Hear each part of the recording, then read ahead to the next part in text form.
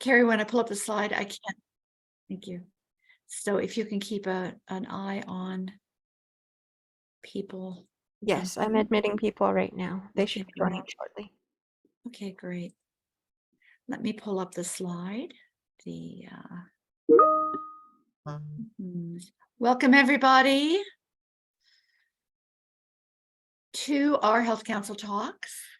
Gosh, can we please get rid of all this extra stuff here? And Abby and Stephanie, our presenters from DOH, are ready to go. So perhaps we can have just a few more minutes. Carrie, would you give me the signal for when you think we have sufficient people, since I can't see that? You can start now. We have about 13 people. Okay, great. Well, thank you all who are here. And those of you that are about to join us, we welcome you to our Friday noon Health Council Talks. And again, our topic today is going to be how our state is addressing maternal mortality in New Mexico. And we have Abby Reese and Stephanie Salazar from DOH here. They'll introduce you, give you a little bit more information about what they do as we get started. But first, we would like to start our meeting as always with our, if I can do it. Whoa, hang on a second. With our, let me stop sharing here for a minute and share again. Share, okay, with our land acknowledgement. Gosh, I have so many things up here. The New Mexico Alliance of Health Councils humbly recognizes and acknowledges that we are on the unceded territory and the ancestral lands of the original peoples of New Mexico's Pueblos, the Apache Nations, and the Navajo Nation. Together, we acknowledge the history of genocide, dispossession, colonization, and ongoing systemic inequities, while strengthening and respecting our relationships with Indigenous people. We give thanks to the past, present, and future stewards of this land, and we respect all tribal nations' sovereignty. In offering this land acknowledgement, we affirm Indigenous resiliency, self-determination, and self-governance of New Mexico's tribes and nations who are still here today. So thank you very much. I'm going to stop sharing that. And again, let everybody know that today's topic, New Mexico's maternal mortality situation and what we're doing about it. And I would like at this time now, could you please introduce yourself in the chat and note that this meeting is being recorded. And with that, I'm going to pass it along to our two presenters, Abby Reese and Stephanie Salazar. Would you take it away, please, and give us more information about you and what this presentation will be. Thank you. All right. Hi, everyone. Abby, do you want to go ahead and introduce yourself, and then I can? Sure. I'll just say hi real quick and then start trying to share my screen, which I cannot do both at the same time. But hi, I am Abby Reese. I am a certified nurse midwife. I'm a maternal health program manager for the New Mexico Department of Health. And part of my role in that capacity is as the director of the Erased Maternal Mortality Grant, something I'm going to be talking to you a bit more about, and overseeing the work of the staff that supports our volunteer maternal mortality review committee in the state. Thank you for the opportunity. Thank you, Abby. And I'm Stephanie Salazar. I'm the maternal mortality prevention coordinator. I've been in this position for about 10 months now. And I'm learning a lot about my role and how I can help the MMRC committee, the Maternal Mortality Review Committee, and my position in that. And I'm a mom, I'm an integrative health practitioner and doula, and I've been with the Department of Health for over 20 years. So thank you all for your attendance today in support of maternal mortality. And I think Abby's going to share her slides. Do you see my slides in the right way? Yes. Yes. Excellent. All right. So, okay. So I guess I can start, Abby, just by saying with this first slide that this information is really difficult and tragic, and shows that we have a lot of work to do that is profound, and it is a national crisis. So we have a collective responsibility to address this in New Mexico. I, as a representative of the Department of Health, take my position very seriously to these mothers whose lives did not have to end, and also importantly, their babies and their families and what they've had to endure for a preventative death. So we appreciate this opportunity to connect health councils and your priorities with our program and the initiatives of the Maternal Mortality Review Committee. All right. Next slide. So we have some objectives today for you. We're going to review select measures from the most current available national and state level maternal mortality data. And we're going to describe the role of the New Mexico Maternal Mortality Review Committee. We'll present some recommendations featured in the committee's inaugural report, and consider the role of health councils and opportunities to support maternal mortality prevention recommendations. All right, so now we'll get it started. Yeah, thanks.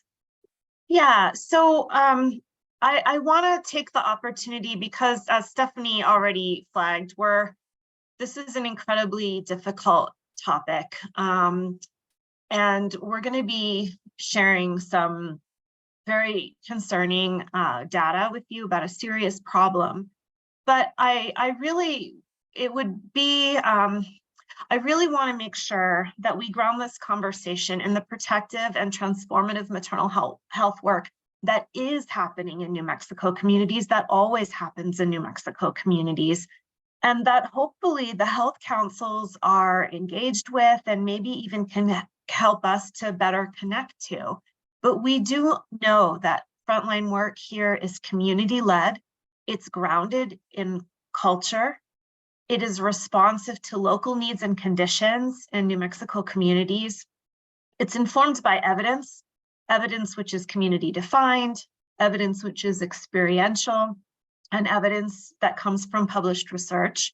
And it's carried by a range of community-based experts, including our midwives and doulas, our community health workers and representatives, lactation care providers, home visitors, and the health councils themselves. So we're grateful for your roles in representing the health and the health needs of your communities, and we want to collaborate, to share messages and to work on solutions. Hopefully, oh boy, why? Oh, sorry. What's happening here? Uh-oh. Okay. There we go. Sorry about the glitchiness of working from a laptop. Always feel a little concerned about it. So communities do that work. Communities exist in this national crisis of maternal mortality. I'm certain that you've heard about it in the media. I hope that you have. But I have just unfortunately updated this slide with the most recent data available from the Centers for Disease Control and Prevention, which goes through 2019. And despite all of our advances in healthcare, some in health policy, the situation is not getting better. We have not seen improvement over the past decade. There continues to be an uptick, and approximately 700 women and birthing people die each year as a result of pregnancy complications.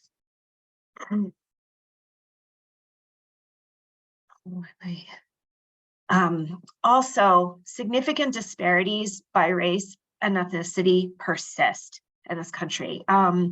Again, this was just updated because the CDC data was just updated through 2019, and they broke out non-Hispanic, Native Hawaiian, and other Pacific Islander for the first time to reveal this shocking disparity for that population. But we also know that Black and Indigenous people are 2 to 3 times more likely than white individuals to die in this way. And we want to be really clear that discrimination and interpersonal and structural racism are strongly implicated in these disparities, not any inherent health differences, right? You know that. And there has been a lot of published on that. So why is this happening? I will also talk about sort of what we know about these disparities in New Mexico through our data in a little bit.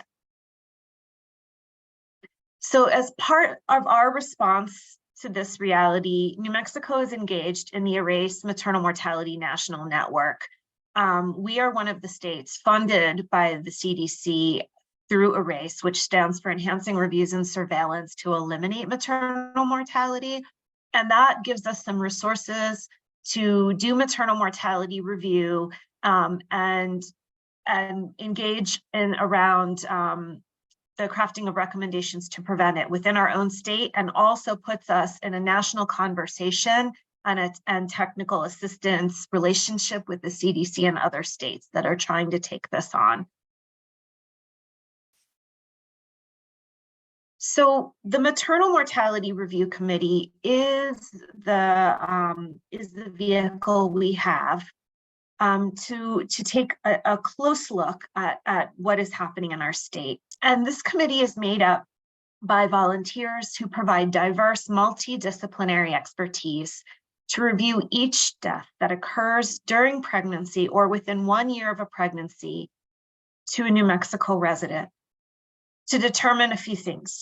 One, the committee looks at pregnancy relatedness. Was this death caused by pregnancy, an exacerbation of a pre-existing condition that was exacerbated by a pregnancy, or a chain of events initiated by pregnancy? The committee looks at preventability. Could this death have been prevented? And most importantly, the committee creates actionable recommendations to prevent future deaths. So the New Mexico Maternal Mortality Review Committee in its current form was brought back together in 2018. We received this funding and developed this relationship with the CDC in 2019. And in 2021, the statute that governs the Maternal Mortality Review Committee was updated through the leadership of community partners and thought leaders who insisted that this needed to be a participatory process that really did include diverse New Mexico community expertise and representation from communities that are disproportionately impacted. So the size of the committee was expanded. Geographic and racial ethnic representation were written into the statute. The statute also provided for direct appointments from the Department of Indian Affairs and the Office of African American Affairs, 2 direct appointments each, created a self-governance structure, and also created the opportunity for community members who participate in the MMRC to be reimbursed for critical income loss to participate in this process, so that we can honor people's expertise and really create a space for broader participation. Maternal mortality review committees are part of this full action cycle to identify these deaths, abstract information from the case records that are available, review the situations, and create actionable steps. So this is the gold standard for looking at state level data, and it is part of an ongoing quality improvement cycle to improve the care that is delivered and the policies that we have in place to protect maternal health and safety. It helps us understand the drivers of each death and make a determination of what interventions would have had the most impact at a variety of levels: patient, provider, facility, system, and community level to prevent future deaths. Maternal mortality review is an ongoing, anonymous, and confidential process of data collection, analysis, interpretation, and action. It's a systemic process. It's guided by policy, statute, and rules, and again, as part of a national best practice. And it is intended to move from data collection to prevention activities. So this is why it is so important for us to be in conversation with the health councils and every other leadership forum for improving community health. Maternal mortality review is not a mechanism for assigning blame or responsibility for any death. And although research studies and peer review are important activities, it's also not part of that or a substitute for existing mortality and morbidity inquiries. It is really about moving from looking at the data to the prevention activities. I want to make you aware of our report. The Maternal Mortality Review Committee released a report last summer. It was the first ever. And so it looked back to 2015, which is where we started the analysis process. And it identifies committee-generated recommendations to prevent mortality at health systems, community, and policy levels. And I will also put a link in the chat for this report. We do have an obligation to provide an update to the legislature and other stakeholders annually. And so we are hoping to release an update and possibly some specific analyses late summer or early fall coming up. Just to give you a sense of, because I am going to share a little bit of the data from this report. So I just want to be clear about about the definitions we use. When we talk about a pregnancy-associated death, we're talking about any death that occurs to a pregnant person or a person within 1 year of the end of a pregnancy. And in New Mexico, we look at every single instance. Pregnancy-related deaths, as I mentioned in a previous slide, are deaths that occur during pregnancy or within 1 year, where it appears that the pregnancy itself, an exacerbation of a pre-existing condition or a chain of events related to the pregnancy were the cause of death. And then maternal death, which is a phrase even in these slides we use. It also has a really specific data definition used by the World Health Organization and the National Center for Health Statistics. So that is really, when we're talking about it in terms of data, we're looking at pregnancy and the immediate postpartum period and things that could be directly attributed to the pregnancy or its management. So, unfortunately, in this time period in New Mexico, there were 77 such deaths between 2015 and 2018 in the broader universe of pregnancy-associated death. The committee determined that 25 of those deaths were pregnancy-related. So that gives us a pregnancy-related mortality ratio that is higher than the ratio for the United States overall. There's no acceptable number of pregnancy-related deaths, but this is something for us to work with. It's not acceptable for this to be our situation. I do want to talk a little bit about the disparities in New Mexico, because this is something that that we should be very concerned about, and that we have to do a thoughtful analysis because of the numbers and the statistics. Again, there is no acceptable number of pregnancy-related deaths, but we need to be able to report this in ways that help us understand how this shows up in New Mexico. And so with our numbers, one of the ways that we can look at it is to compare for a variety of different demographic categories, whether they be related to race, ethnicity, age, marital status. This could be looked at in a variety of different ways. Where those categories show up in the percentage of births that occur, we would expect that would be proportional in terms of where where those demographic categories show up in terms of deaths. And the highlighted areas on this slide are places where we see a discordance, where we see that individuals who can be described within a certain demographic category are bearing a higher proportion. So, for example, for divorced or never married people, they represented a little over 50% of the births that occurred in the time period, but they represented 74% of the deaths. We also see this for people over the age of 35, where they represent 13% of the births, but more than 20% of the deaths. And we see these disparities in race ethnicity in New Mexico as well. So this is something that we are tracking and working with our community and our maternal mortality review committee members to address, and also with our national partners as well. And this is something we want to collaborate with you all on.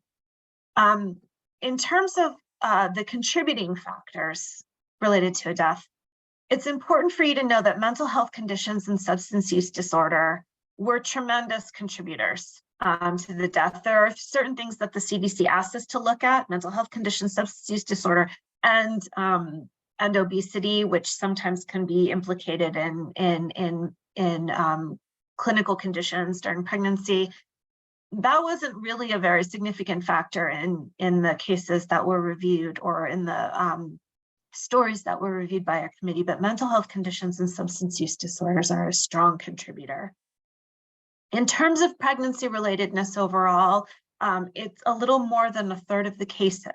And over this time period, 17% of the time the committee was unable to make a determination for pregnancy relatedness, but this is something that that we are getting better and better at, being able to look at the data presented to us and have the committee make a determination. So I think that number is going to continue to shrink as our expertise grows.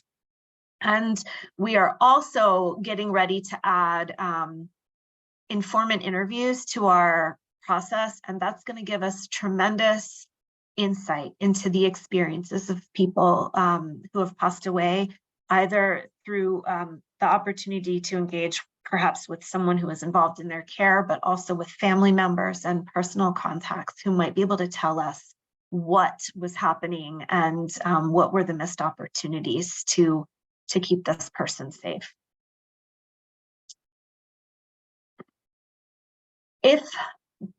One of the most important things I want to communicate here is that 78% of the time, the committee determined that death was preventable. So in that broader universe of pregnancy-associated deaths, 78% of the time, that means that this can be prevented. And so there's opportunity for us to make a difference. Yeah. It's also important for you to know that more than 2/3 of the pregnancy-associated deaths occurred after pregnancy. So again, in this broader universe, 23% occurred during pregnancy, 16% in that initial postpartum period, but 61% occurred more than 6 weeks after the birth, up to that endpoint of 1 year postpartum. There's a significant need for support and resources for people in postpartum period. And this is also true when we look specifically at pregnancy-related deaths. Again, the deaths that were determined to be more directly related to the pregnancy itself or a chain of events initiated by the pregnancy, there's a little bit more sort of even division, but still, what does that end up being? It's like 69% of the deaths occurred in the postpartum period and 36% in the more remote postpartum period. That is for things that were determined to be directly pregnancy related by the committee. So our system of care is designed to, even to the extent that we need to continue to work to improve access to that system of care, it isn't even designed around folks who may continue to be navigating issues related to their pregnancy. after that initial 6 weeks. And that's something that we really need to figure out. The most frequent underlying causes of pregnancy-associated death were injury and mental health conditions, and then clinical conditions to a lesser extent, but were also contributors. And in terms of what does that mean for injury, again, in the broader universe of pregnancy-associated death, motor vehicle crashes are a significant contributor to mortality for New Mexicans overall. But certainly in this population as well. And an overdose also was a very significant contributor. And then other accidents yeah, I mean, this is really painful, tragic information for us to reckon with. And in pregnancy-related deaths, so again, when we were directly engaging the pregnancy, mental health conditions are still the most significant contributing factor identified by the committee. You see medical issues show up more strongly when we get directly to the pregnancy, but still we've got to be able to address the significant need for mental health care and support for our pregnant and parenting people. It's one of the most statistically significant findings, if you will, is that that the insurance coverage status of those who died was overwhelmingly Medicaid, which makes sense in the sense that Medicaid covers the majority of births in our state anyway. We have a lot of New Mexicans that are eligible for Medicaid and participate in the Medicaid program. To me, one of the most important things about this statistic is it identifies the importance of Medicaid as a partner for engaging in solutions. I'm going to turn it back over to Stephanie to talk about our recommendations. Okay, thank you, Abby. And thank you for that previous slide on the Medicaid eligibility, which we like to note that has been achieved. So full Medicaid benefits extended 1 year postpartum has been in place for a year now, since April of last year. Number 2 is to increase access to perinatal mental health and support services. 3 is to increase access and also maybe provisions to substance use disorder treatment for pregnant and parenting people.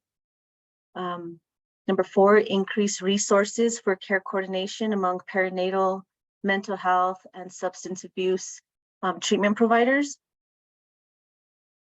5 is incentivize hospitals and other perinatal care providers to engage in ongoing quality improvement. Increase resources and support for intimate partner violence detection, intervention, and treatment. And the last one is to increase awareness and prevention activities related to motor vehicle crashes. These are just 7. There's many, but.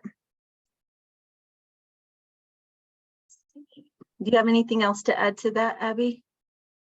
No, I'm just wondering if Margaret, I see Margaret has a hand up, and I wonder if you want to ask your question, then we're almost done with our slides and we'll stop sharing so that we can actually see better what's going on in the chat and the. But I'm sorry, I just have a quick question. Does this also include loss of baby when it comes to mental health? Loss of baby, do you mean like a newborn death or a fetal death? Yes, at pregnancy, at birth. So it doesn't include, it does not necessarily include that. Fetal and infant mortality review is also something that is conducted by the Department of Health, and something that we do need to bring into alignment in the ways that that we can determine there is alignment. But the work of the and sometimes, unfortunately, both are lost. That is absolutely the case. But this analysis really looks at maternal mortality and the death that occurs to pregnant and postpartum people. Diana, hello. Margaret, was your question actually around, are they asking as part of the maternal death query if mental health and overdose and all that stuff was affected by the death of the infant? Like if the death of the infant impacted the mom to make choices and behaviors? No, Oh. I'm talking about like loss of the baby, and then that's where postpartum comes in, like early birth, and the baby did not survive. And the reason why I asked that, because I have lost 3 children due to that. And I just want to know if this was included. Oh, Margaret, thank you for sharing that. And I appreciate that question. It might be a factor, and that might come to our awareness if that's something that we see in the medical records. And it is certainly something that the committee would consider as, sort of what put this person at risk, especially if ultimately what took their life was related to a mental health condition. And so that is something we could know. It is also something that we may be able to get more insight into when we are able to add informant interviews to this process. I mean, as you can imagine, it's a tremendous ask to ask a family member or a friend or a loved one of someone who's passed away to talk to us about this. So we are putting together a really thoughtful process. We have brought on a couple of people onto our operational staff who are licensed social workers who have experience and expertise in engaging with people around grieving, because we do want to understand this. And because if this is a significant contributor to a mental health crisis that could end up leading people to die, we want to be able to develop recommendations and interventions and supports to support people to at least be able to get what they need to continue to move forward in that pretty hard to imagine situation. So it's really important what you're asking about, and we just don't have a ton of insight into it right now to share, but I really appreciate the question. Yes, I don't know what postpartum feels like. I don't know if that was part of my journey, but burying your children, burying your babies is so real moment. Something that you'll never forget. You'll never forget that first initial pain. You'll never forget that first initial, your baby didn't make it. So I was just wondering if you could possibly include that for those of us. Yeah. I appreciate that, Margaret. And I think, yeah, of course, that is something that we need to be really attentive to in talking to family members and also in looking through the records that are made available to us. Thank you for asking us to be accountable for that. Really important experience. I'm just going to change it so we can, this is really our last slide. I'll let you finish up and then we can take down the slides and look at you all better. Okay. Thank you, Abby. So this is our last slide. So we just have a couple of considerations for you all to identify areas of alignment between our Maternal Mortality Review Committee recommendations and Health Council priorities. Consider maternal mortality prevention a health equity imperative for New Mexico communities. Share MMRC reports and opportunities to serve on the MMRC with Health Council networks. And just what are some ways that the Maternal Health Program and our Maternal Mortality Review Committee can support Health Councils to lead community-based maternal health and safety initiatives? Yeah, is that the last slide, Abby? Yeah, and other than, because you'll have these slides going forward, I want to point out that our contact information is on here. We can also put it in the chat. And I see that a bunch of things have come through the chat. I'm sorry, I'm just working on a laptop screen here. So if it's okay, I'll stop sharing. Yeah, I think we've succeeded in leaving some time for conversation. I can't see everyone who's on here, but I just want to appreciate Tristan Moroni, who is an alum of our Maternal Mortality Review Committee. So Tristan, I'm glad you're here. I don't know, I don't want to put you on the spot, but we have an actual, committee, someone who's had that experience in this conversation here. So yeah. Yeah, thanks, Abby. Yeah, no, I was just going to say I'm here for different purposes, but no, still relevant. I really miss being part of the committee. It's really important work. And I think a lot of the recommendations, that you guys are putting forward are just, so needed. So. Thanks, Tristan. You were there in a really formative time. And so it's, we're doing some important work. I've shared it in the chat, a link to where our report is posted on the Maternal Child Health website, Department of Health. I really welcome any input, feedback, and assistance sharing this information with your networks and considering it as you develop your health council priorities or engage with community partners. I'm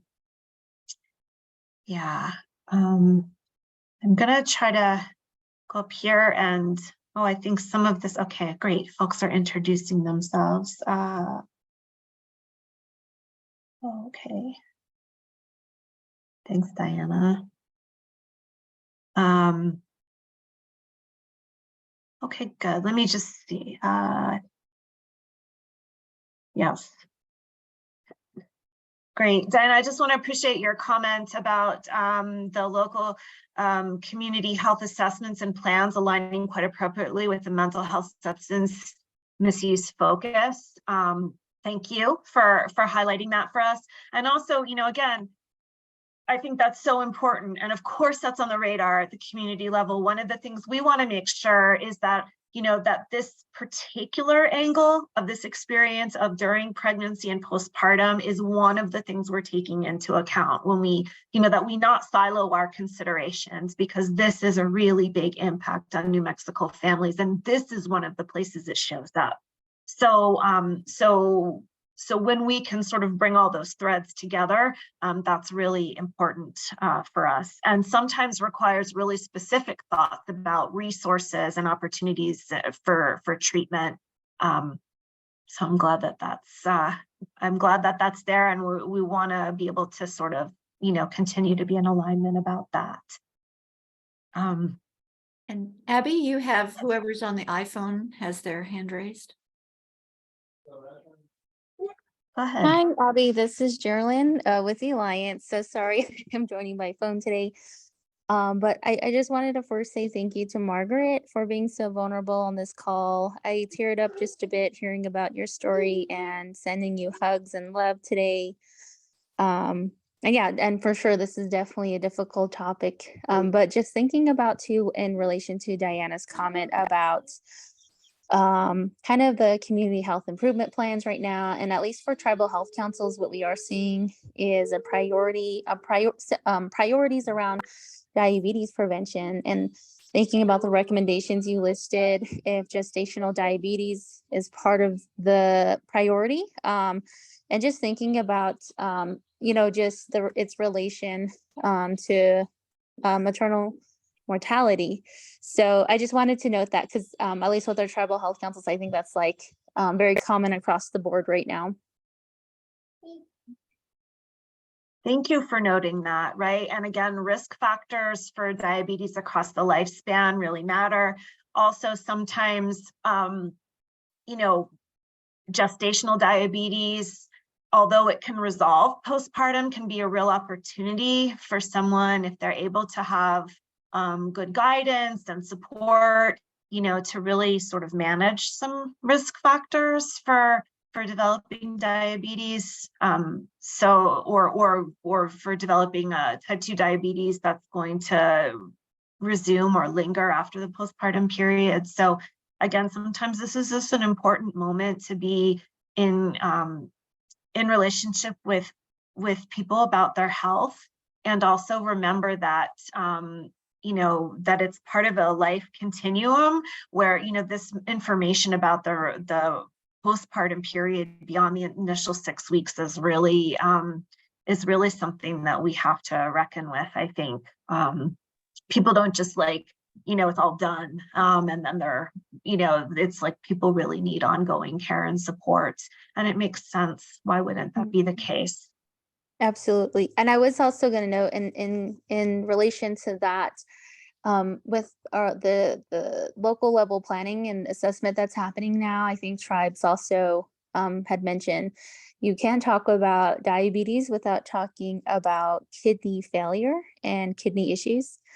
And so for me too, I was thinking of that in terms of, I mean, it's pretty much, it's all kind of interconnected, but yeah, I was thinking too, along the lines of those with kidney issues and pregnancy, conditions getting much worse after giving birth. So yeah, I also wanted to see if that was also a priority for the committee as well.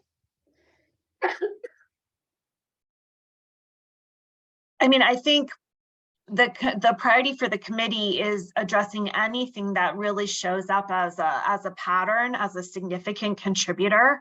And if I think I am not aware of kidney failure being one of the highest contributors to maternal mortality. Doesn't mean it isn't super important, and as a preventable condition, something that we absolutely have to make sure that people have treatment and resources to be able to avoid and navigate when it is something that happens. I mean, what that really points to is the ongoing need for access to healthcare wherever people are at in their health continuum, pre-conception, pregnancy-related care, postpartum care, and then ongoing primary care. And there are ways that all of these things need to fit together, and people need to be able to transition as seamlessly as possible between them. We are, sorry, Diana, I know you've got your hand up, but one other thought I have about this, and this is another analysis that we should be releasing soon. We work closely in the maternal health program with the Maternal Child Health Epidemiology Program, which is the sister program of ours located within the Family Health Bureau. And our lead analysts for the Maternal Mortality Review Committee sit within the MCH EPI program. One of the things that the MCH EPI program is looking at for us, and our Maternal Mortality Review Committee statute also allows us to examine in the aggregate, is what is called severe maternal morbidity. And those are the near miss situations where someone has a significant complication of pregnancy that may not be life-ending, but is certainly life-threatening. And those events are unfortunately not so rare. And so we really can look at patterns there. And so we are getting ready to release a report on severe maternal morbidity, so that we can start tracking things like, are there disparities by region? Are there certain conditions like, what's the impact of COVID? What's the impact of renal disease or kidney failure? We can look at those things in a pretty focused way through the severe maternal morbidity, and those are real opportunities to prevent mortality as well. So that's something that should be forthcoming within the next. I'm not exactly sure when it'll be released, but we're trying to finalize the language of the report, so I'm hoping that'll be out pretty soon. Diana? I was just gonna probably ask a question and make a point, but I just wanted to thank you for providing the statewide disparity breakdowns, because I just checked IBIS real quick to make sure we couldn't see it on IBIS from the public side. But because the ends are relatively small, and again, 1 is unacceptable, and yeah, so I'm glad you made that point as well. But that at a county level for health council consideration, I don't think there's a good epidemiological way for us to know at a county level what this looks like just because the ends are so small. I mean, it would be suppressed from here to tomorrow. Excuse me. So thank you for the statewide bracket there. And I just want to encourage health councils to think about the fact that even though the numbers are relatively small in any one county, that the impact of one loss is magnified over a community.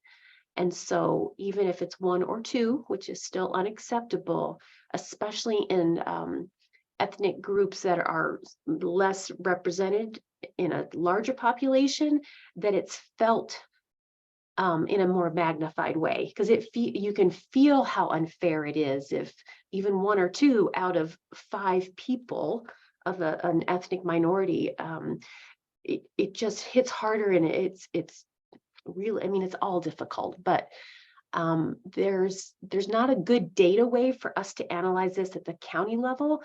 But I think as health councils, we can just keep this in the back of our minds as an issue, and build in interventions that will hopefully serve all populations.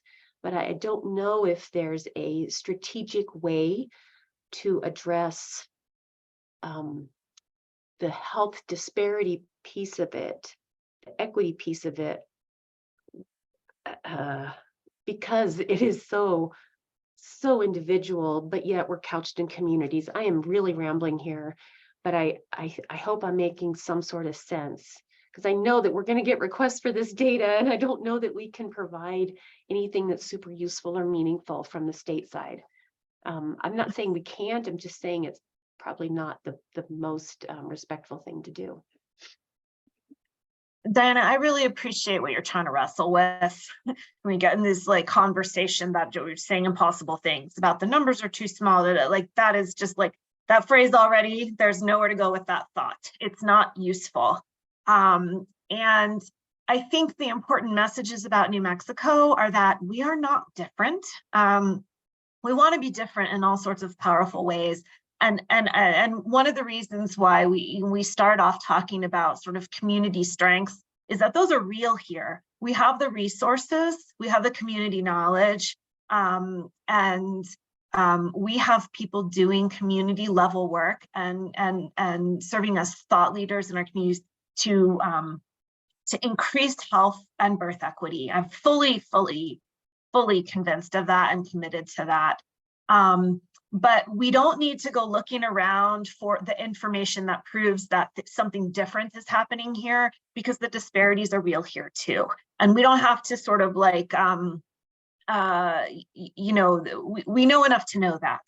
And strategically, I think one of the ways we are approaching that in terms of the Maternal Mortality Review Committee, and this was community-led, is by increasing the diversity of the expertise that is on our committee, because we need all sorts of lenses. We need people to bring different professional lenses. We need people to bring different community lenses, different identity lenses to the problem. We also need to make sure that we are within our operational staff and our capacity, the records abstraction that occurs, the interviews with contacts and family members that occur. We need people engaged in that work who bring a lens and often can bring lived experience to a conversation and to be able to see what is right in front of us. And so we are trying to implement best practices around that so that we can understand what people's experiences are. It's challenging. You aren't often going to see, you know, you could, but you aren't often going to see a direct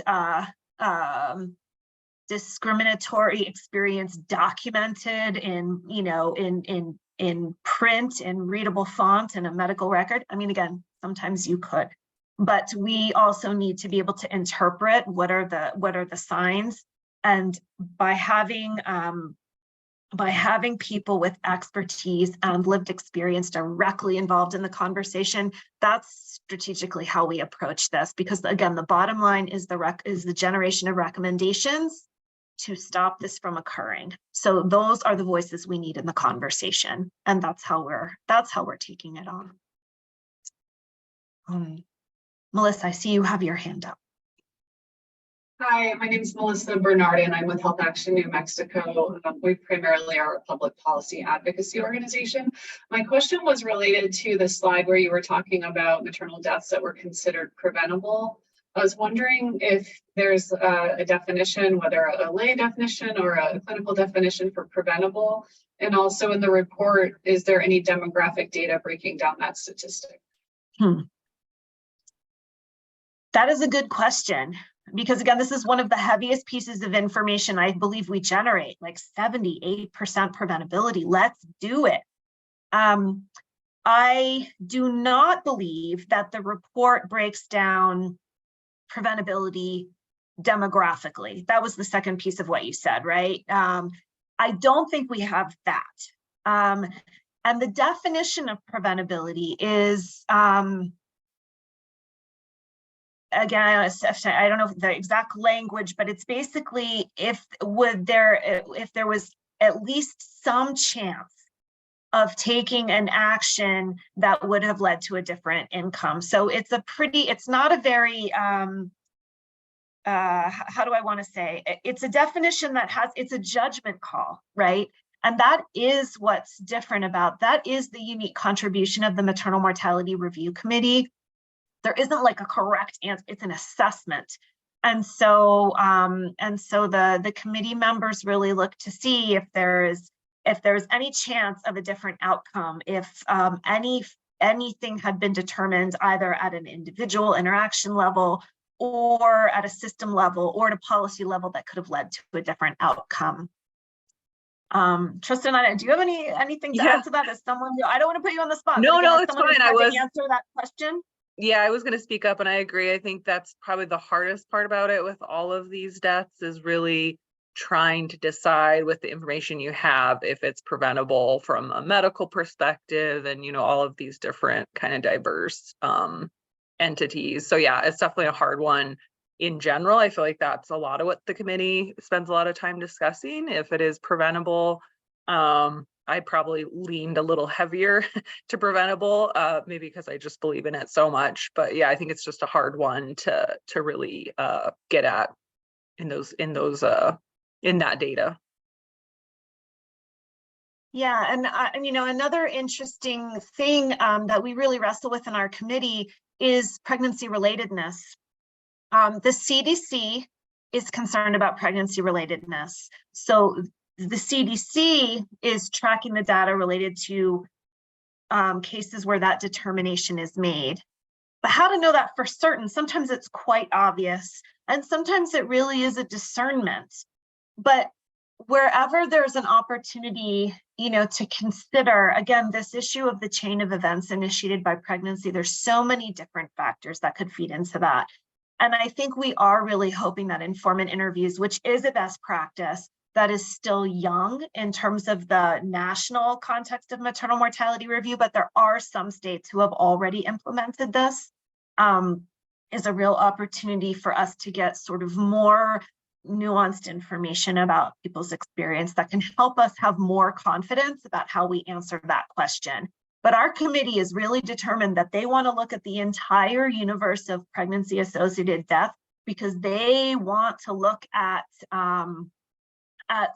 you know, just this whole, you know, from a broader New Mexico population health perspective, like what are the things that are leading to mortality and really sort of have the broadest lens on the conversation. So there are some states where they don't even really review cases if there hasn't already been a determination made up front that this is clearly pregnancy related. And in our committee, there's an attachment to continuing to look at all the trends across. I wanted to go back and contend, Stephanie, thank you for sharing our definition. Stephanie shared the preventability definition, thank you. We do have one, Melissa and others. A death is considered preventable if there was at least some chance of the death being prevented by one or more reasonable changes to patient, family, provider, facility, system, or community factors. So that is our definition. I also wanted to just go back really quickly to comment that with some questions that Joyce put into the chat. If mental health is going to be related focus, other information should also be collected. Premature birth, loss of infant. I'm also wondering if there's any connection with the age of the mother. Is that information considered? Joyce, all of that information is considered as it is available to us. So again, I can't, sort of comment right now on sort of any overwhelming, like, clear patterns about that. But if this person had a preterm birth, or if they lost their infant, that is part of the information that is relevant to the committee. And that very well may be one of the pieces of evidence that would support a determination that for example, just making this up, that a death that occurred, 7 months postpartum was pregnancy related. If that was a set of circumstances, that very well may be one of the pieces of evidence that would support that determination. That's kind of how that might come into play. All of that is considered, and again, the age of the mother is something that we know through the records, and so it shows up in our analysis in the demographic categories, kind of that disparity slide I showed you, but it could also be a factor that has other implications. Is this a very young person? Is this an older person? I mean, it is a piece of information that is considered as part of that picture. And then you raise another very important issue. One last thing, is there a difference in rural areas for care after birth related to mortality? We don't have OBGYN care in our county. So our moms either have to travel out of state or to another county. This is a major concern. We know nationally that this is a factor. We know that distance to care matters. These are things that have been published in the evidence. We also know that maternity care deserts are real and expanding in the state. So again, given our numbers, I do not have statistical things that I can say, but I can tell you that this is something that we are tracking. And in terms of absolute numbers, it does seem to matter. Obviously, we have concern about, and for example, like if someone, we have, one of the things that you'll see in our report is we have some composite narratives. They are not any one individual story at all, but there are some composite narratives that were created to give readers a sense of the type of things that come up. And there is a composite narrative that takes on this situation. If someone were to die in a car accident, en route to or on the way home from trying to obtain care, would that be pregnancy related? Yes, it would. So this is a real consideration, and we obviously also know, and you specifically referenced the postpartum. I mean, we know that again, it's as those services disappear in communities, and this is also published research, but all of the sort of wraparound supports also are not necessarily going to continue to be there, right? Things that people need ongoing. So these are definitely things for us to continue to track and watch closely, because people need access to care, all kinds of care in our communities. And this is one that where we can't take for granted that it's available to people. I hope I'm answering. Thank you so much. As Diana said, I love the comment. Well, love is the wrong word, but it's sad, sobering, and hopeful. So clearly it impels us to act, but it's really good to know that we have you and your council and so many people working on this. So thank you for drawing attention to us. I just wanted to spend the last minute or 2 minutes on health councils who are here. The last point on the discussion point was, what can we do to support this work of Abby and Stephanie and their crew, and what can they do to support us in our work with communities? One thing that occurs to me is you said you are going to do some surveying, I think, actually gathering information from people on the ground. And you mentioned stories. And Diana, in lieu of that kind of statistical information, we all know how powerful stories are. And you all in health councils, you know your communities, you know what the stories are. So it occurs to me that's one way that we might be able to work together going forward. Is that true, Abby? Stephanie, would that be helpful? Did you have health councils help you collect that kind of on the ground information? Go ahead, Abby. Oh, I know we're both like, we absolutely want to be in conversation with the health councils. I mean, I think one of the ways we're trying to collect stories is specifically related to the cases of people who have passed away. And that's a very highly confidential, protected process where that would be very de-identified, and it would be information that would be made available to the MMRC committee members as they review cases. That's one way. But stories that we can, that as you say, stories are very powerful. And as people can share stories, you know, publicly in the context of community meeting, in the context of health councils around the importance of maternal health and safety, the importance of access to care, you know, again, and also the positive stories, right? What are the resources that are there? What is the work of community partners, of community health workers, of doulas, of midwives who are out there serving members of the community? What are the protective factors that are in place or could be put in place in our communities? I think there's lots of stories to tell about that, and there's lots of leadership, and that's where the solutions lie. So I think that's very much a conversation we'd like to be involved in. Well, let's continue this conversation. Thank you so much, the two of you, for bringing this to our attention. Thank you, Tristan, for coming in also and contributing. We've recorded this program. It will be on our website. If you'll send us the slides, we'll post those as well. And the conversation continues. Thank you so much. Thank you all. Thank you, Wendy. Thank you all for your time. Be well. Happy Easter.